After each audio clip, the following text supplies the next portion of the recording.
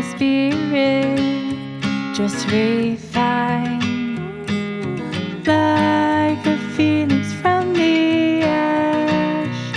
Find my strength from within. I am stronger than before. I am ready to go ahead and start growing all of my flowers. Last week we did the pansies. People think my garden is this big garden, and then I have people come and visit and it's so small. It's really tiny. I'll show you a picture of when it had nothing on it. But I want to get just a super cottagey, cozy feel to this year, and I'm going to test as many seeds as I can to see if I can get just gorgeous flowers everywhere on the garden. So I'm gonna get that ready.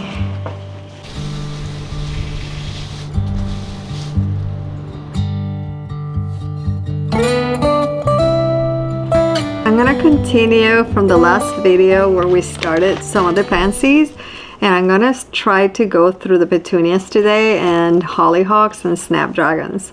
So here's some of the petunias I am growing, and I'm growing them because I also feed them to my bunny, but you can make tea out of some of them. So the Suburban petunia, this one is stunning. It's a cherry, Cosmic's cherry Suburban, and they grow pretty large, really bright, which I absolutely love. I'm excited to grow this again. And this is what I love. When I start looking at seeds online, I'm blown away with what you can find. But these are so pretty on your garden beds, and they're edible, which I really like.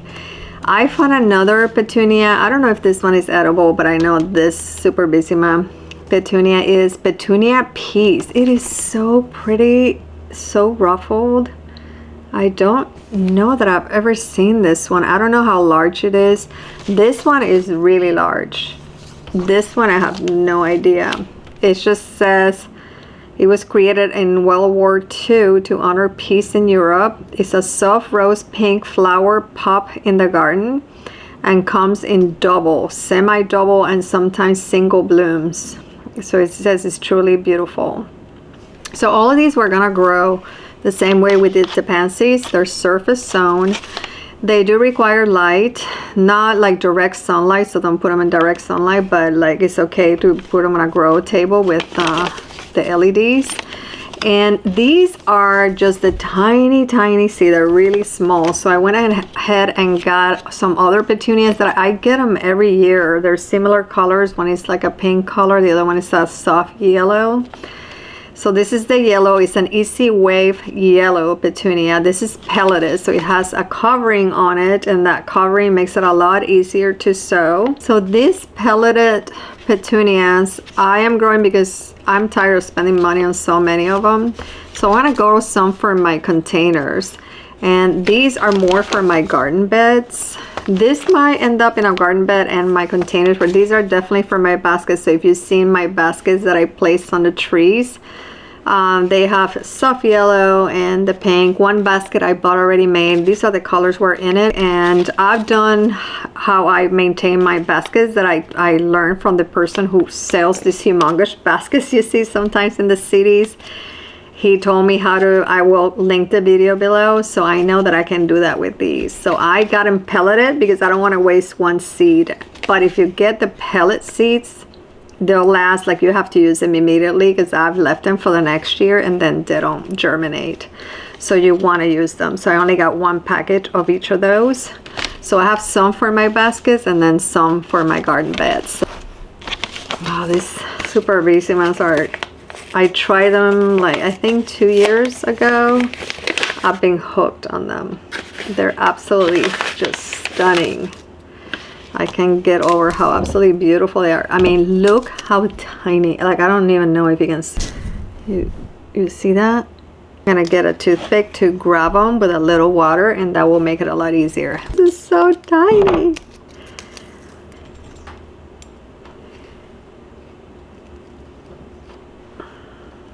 Everything wet to here, and too many are adhering. So I'm gonna do just the tippy top of the, and then that will go in there.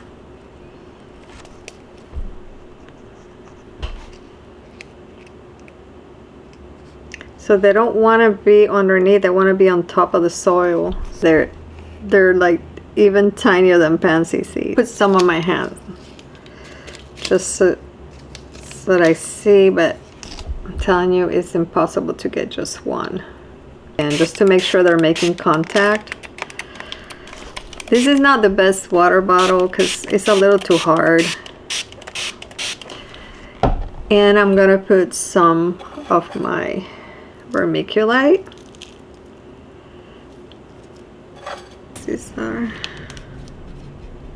This is my favorite one because it is so bright compared to the other ones, but you can check, there's other ones that are not as bright. And I have had the tea. Supposedly this one tastes like cherry. It tasted a little, but not that much like cherry to me.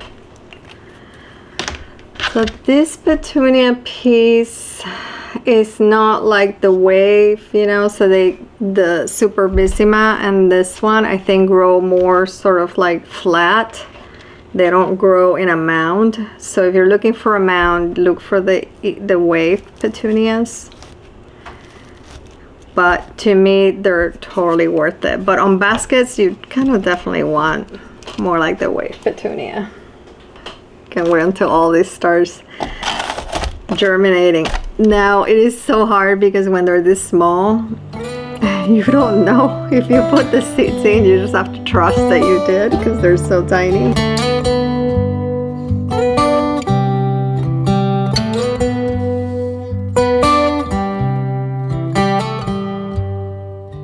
Okay, I'm gonna start with the Potomac, and these also have those heavy branches, so they'll stand tall.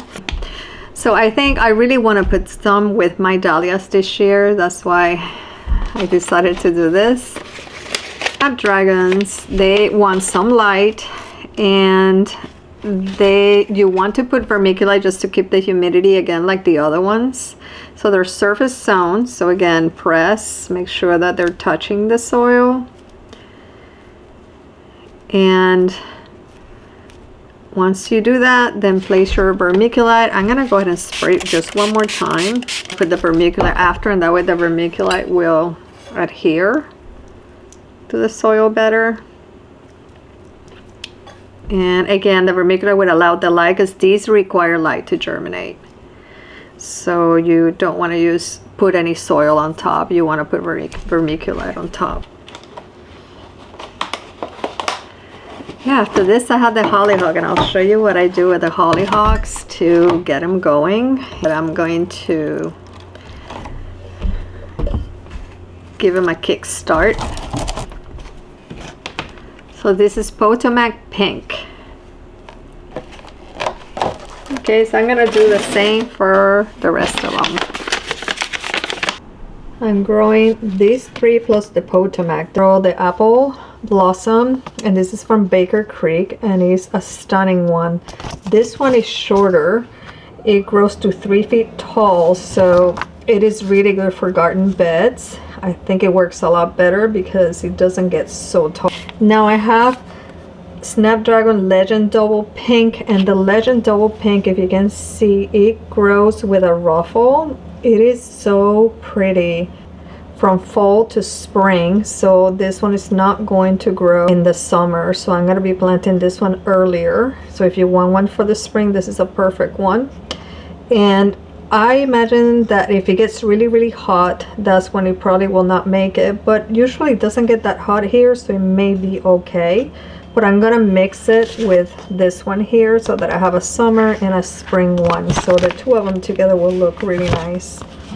Now this one grows from 39 to 51 inches, so this apple blossom is 3 feet tall and this one is taller. This one I'm gonna grow is from Park Seed, and this one is 20 apple blossom, and this one seems to be like one that is like a pale pink cream, and it matures to a white.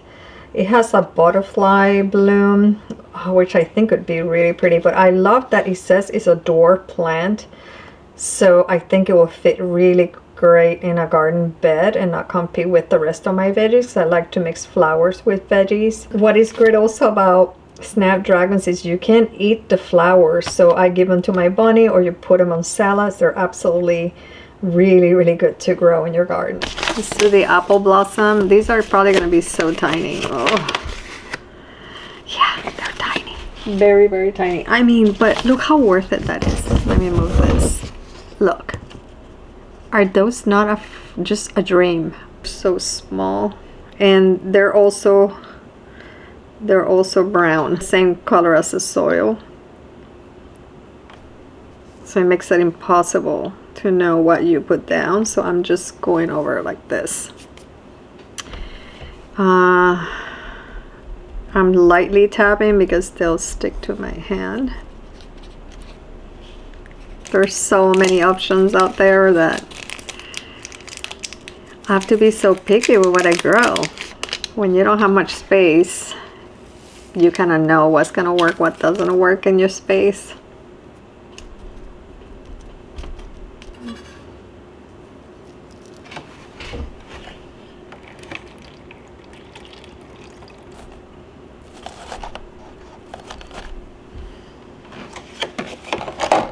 Okay, I have one more, which is the Legend Double Pink. That's also a little ruffle.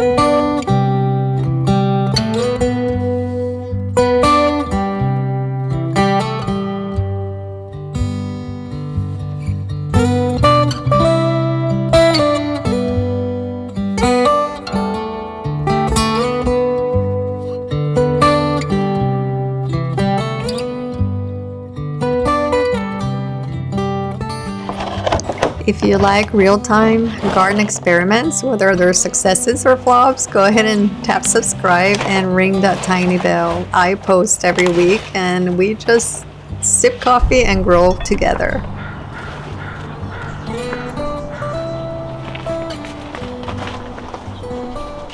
It's time for the hollyhock, and I'm here low because I want to show you exactly what I'm going to do. I'm kind of late for the hollyhocks. So there's some hollyhocks that are biennial, so you plant them the first year, they will bloom the second year. And my hollyhocks, they're called Summer Carnival Pink, and they're like short-lived perennial, so they'll bloom the first year. This one is actually like grows, I think 5'6" to 6 feet, really tall. It's even taller than the other one. I love the peachy one, but it was more like a yellowish hue, and I want a pink flower in the back, but I wanted to bloom this year. Supposedly they bloom even more beautiful the second year if you feed them like a 10-10-10. Like right now I need to do it. They'll bloom like incredible the second year. Go ahead and start these in a bag on paper napkin. My friend Carolyn that you saw on some of my videos, you see her, she lives close to me and we garden together a lot.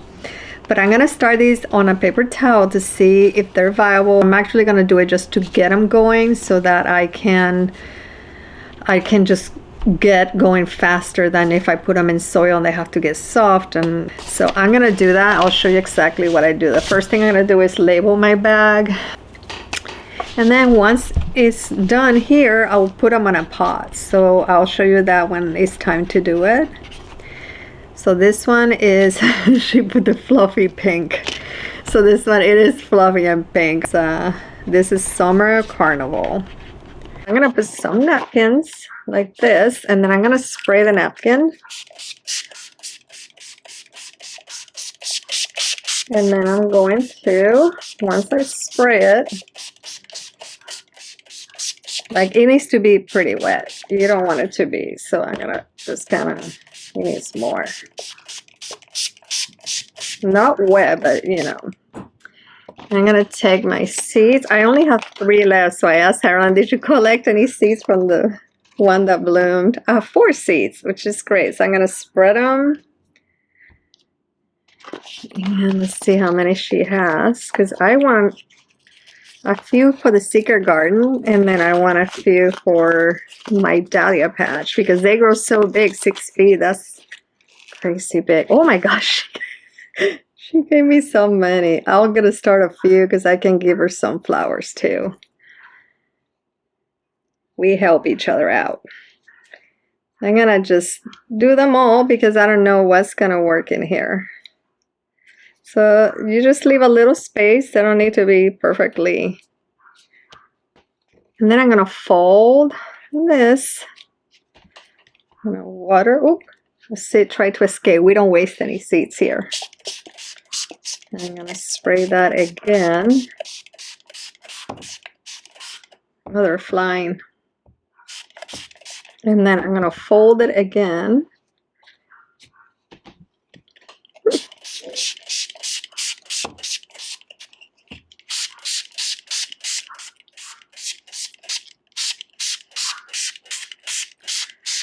And I like to turn it around and spray again the other side. You really want to get them pretty wet, otherwise they're not going to just get going.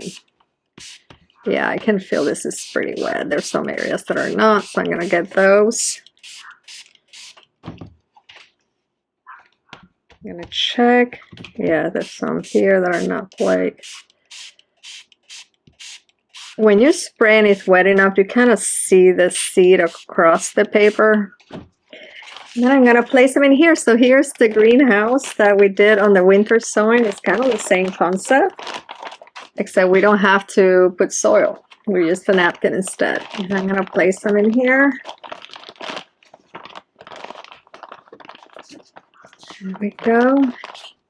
And I'm going to spray again, just to get the humidity going in here. And now I'm going to leave it here and I'll check them to see if they start softening up, and if they sprout, even better. We'll see. But here they are. There it is.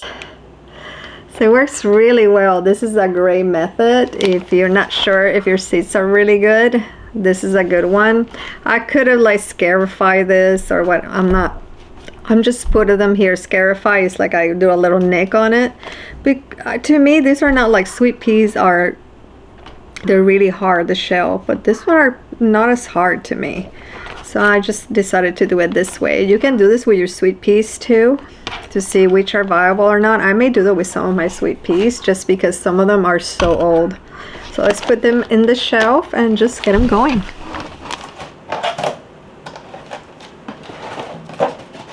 Here we go. We have our petunias, we have our hollyhocks, we have our snapdragons, and finally all of our pansies in the dark. The joy of new flowers is a feeling that you can create yourself. You are part of every plant in the universe, in reality and in the feeling. So go enjoy that wonder. Keep gardening for your mind, your body, and your soul.